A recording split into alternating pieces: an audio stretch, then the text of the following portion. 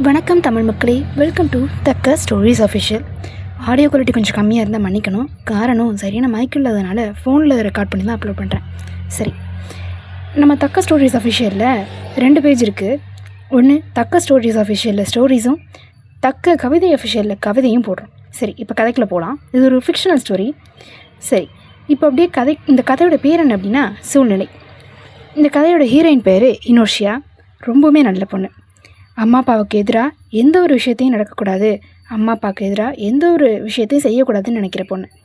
ரொம்பவுமே வசதியான வீட்டை சேர்ந்தவ. அம்மா அப்பாவுமே ரொம்ப நல்லவங்க. அம்மா பேர் லெசியா, அப்பா பேர் விக்டர். இந்த பொண்ணுக்கு ஒரு நல்ல அதிகாரியாக கவர்மெண்ட் ஆஃபீஸராக இருக்கணும்னு ஆசை.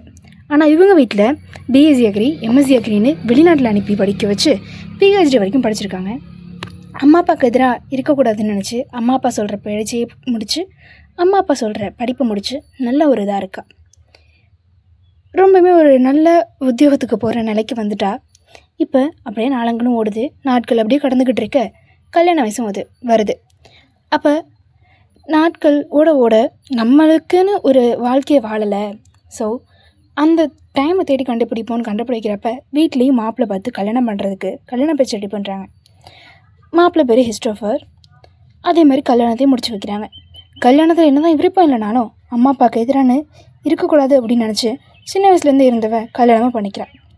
ஹஸ்பண்ட் சரியான வேலை செய்யலை, கம்பெனியில் வேலை செய்யலை அப்படின்னு சொல்லிட்டு அந்த கம்பெனிலேருந்து வெத்திட்டு வெளியில் அனுப்பிச்சிட்றாங்க. ரொம்பவுமே இடிபாட்டில், ரொம்பவுமே கஷ்டத்தில், சரியான கஷ்டங்களில் இவ்வளோ நிலைக்கு வந்திருந்தாலும் கம்பெனியில் சரியான வேலை செய்யாதனால கம்பெனியை விட்டு துரத்திடுறாங்க. அதே கஷ்டங்களோட வீட்டுக்கு வந்தவ அம்மாட்ட சொல்கிறாங்க, இந்த மாதிரி பிரச்சனை ஆயிடுச்சு அப்படின்னு சொல்லி. அது உன் பொண்டாட்டிக்கு வந்த நேரம் தான் இப்படி ஆயிடுச்சு அப்படின்னு சொல்லி மாமியாரும் வீட்டில் திட்டுறாங்க. நான் என்ன பண்ண முடியும் அப்படின்னு சொல்லி இவங்க கேட்டதில் எல்லாத்துக்கும் நீ தான் காரணம் அப்படின்னு சொல்லி திட்ட இந்த பொண்ணும் வேலைக்கு போக சொல்லி அனுப்புகிறாங்க. இந்த குடும்ப நிலை கஷ்டமாக இருக்கே அப்படின்னு சொல்லிட்டு இந்த பொண்ணு வேலைக்கு போக ஒத்துக்கிறா. வேலைக்கும் போயிட்டு ஒரு குடும்பத்தை ரன் பண்ணுற அளவுக்கு, குடும்பத்தை ஓட்டுற அளவுக்கு கையில் காசு வந்தோடனையும் ஓரளவுக்கு நல்லாவும் இருக்கா. வீட்டில் அம்மா அப்படி பேசுகிறத பார்த்துட்டு ஒய்ஃபை ஏன் இப்படி பேசுகிறாங்க அப்படின்னு சொல்லி எதுவுமே கேட்கல அந்த பையன். இப்படியே நாட்களும் ஓடிக்கிட்டு இருக்கு. பொண்டாட்டி சம்பாத்தியத்தில் சம்பாரிச்சிட்டு நீ உட்காந்துருக்க அப்படின்னு சொல்லி அக்கம் பக்கத்துலேயே அவ்வளோ பேச்சு பேசுகிறாங்க. அதுக்கும் எந்த ஒரு ரெஸ்பான்ஸும் இவன் பண்ணலை. இப்படியே அக்கம் பக்கம் பேசிக்கிட்டு இருக்க தன்னோட அம்மாவும் இவ ரொம்ப தான் பண்ணுறா, இவரோட சம்பாத்தியத்தில் இருக்குன்னு ரொம்ப பண்ணுறா அப்படின்னு சொல்லி வீட்லேயும் இவங்க பிரச்சனை கொடுத்துக்கிட்டு இருக்க இதுக்கெல்லாம் எதுவுமே ரெஸ்பான்ஸ் பண்ணாமல் அப்படியே அமைதியாக இருக்கான். ஒரு நாள் இப்படியே பல பிரச்சனைகள் போய்கிட்டு இருக்க தன்னோட அம்மாவும் பாத்ரூமில் வலிக்கு விழுந்து தலையில் பலமாடிப்பட்டு இறந்தும் போயிடுறாங்க. அந்த பிரச்சனையின் காரணமாக இப்படியே நாட்கள் ஓடிக்கிட்டு இருக்க ஆக வேண்டிய காரியங்களை பார்த்துக்கிட்டு தன்னோட அம்மாவுக்கு என்னென்ன விஷயமோ செய்யணுமோ அனைத்தையும் பையன் செய்கிறான். இது எல்லாம் உன்னால் வந்துச்சு, இதெல்லாம் உன்னால் தான், இது எல்லாமே உன்னால் தான் அப்படின்னு சொல்லி பையனும் இனோஷியாவை திட்டுறான். எப்போதுமே சண்டை சண்டை சண்டை. இப்படியே போயிட்டுருக்க இனோஷியாவோட வாழ்க்கை என்ன தான் போகுமோ, எப்படி தான் போகுமோ அப்படின்னு சொல்லிட்டு இப்படியே போயிட்டுருக்கு. ஒரு நாள் அப்பா அம்மாவும் வீட்டுக்கு வராங்க.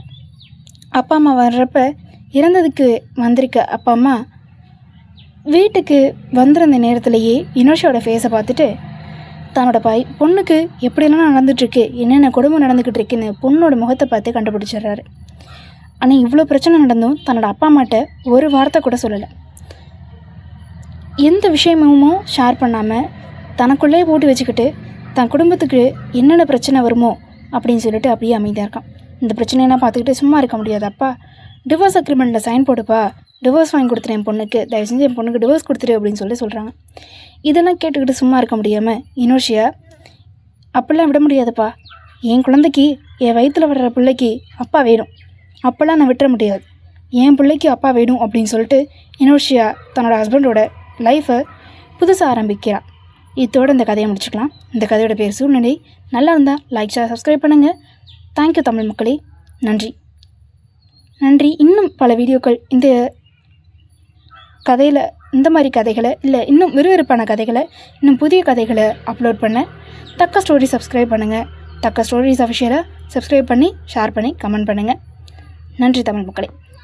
நம்மளோட தக்க ஸ்டோரிஸ் அஃபிஷியல் மாதிரியே தக்க கவிதை அஃபிஷியல்னு இன்னொரு சேனல் வச்சுருக்கோம். அந்த ஸ்டோரிஸ்க்கும் அந்த பேஜுக்கும் உங்களோட சப்போர்ட்ஸை கொடுத்து ஹெல்ப் பண்ணுங்கள்.